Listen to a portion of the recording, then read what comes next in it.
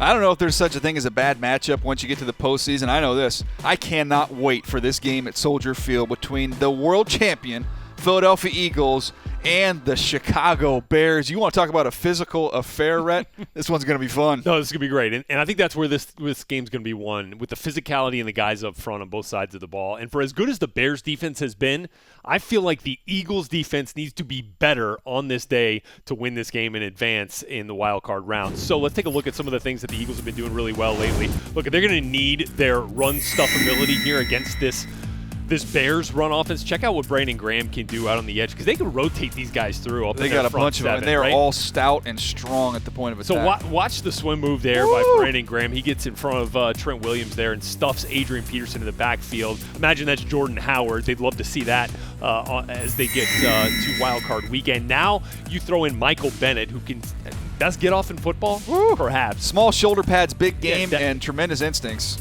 Exactly. So not only can he get after the quarterback, but he can make those stops on those big plays and the screen plays and limit, because they can get after you with the screen game with Tariq Cohen. It's a creative run game here they're going to have to deal with the Chicago Bears. And we can go ahead and roll the tape here because they have speed and power. They can hit you with either one. They can also hit you with misdirection. You're going to see Gabriel come in motion here, Trubisky under center, and you don't know, is this a toss to Tariq Cohen? Are we going to get a little reverse coming back the other way? There's so much eye candy. It's a lot like that Chiefs offense that Matt Nagy came from, and then there's the speed to make you pay. Hesitation will destroy you in this game if you are the Philadelphia Eagles, not just on the front but on the second level with their linebackers. And now you're going to see Tariq Cohen kind of almost like a little lead draw here. And look at the gap in the seam they're able to generate here working against the Minnesota Vikings. And then you just get off to the races.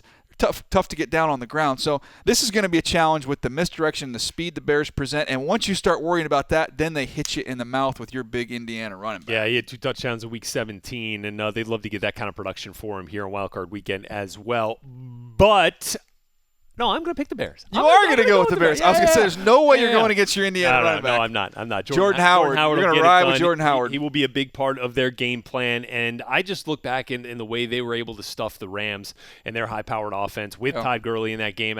I think that they've got what it takes to slow down St. Nick and the Eagles. I think styles make fights. Yep. And I think when I look at this Eagles team, the one place they're vulnerable is in the secondary. And I don't know the Bears are going to be able to take advantage of that. I think the Eagles do a nice job of slowing down this run game. I think the Philadelphia Eagles go on the road and upset, and they end up knocking off the Chicago Bears. And the magic is back and again. Nick Foles, and we were talking about the magical Nick Foles in the postseason once again. Rhett's going with the Bears. I'm going with the Eagles. We agree on one thing. We cannot wait for this to kick off. Click here to subscribe to the NFL YouTube channel, and click here to subscribe to the Move the Sticks podcast.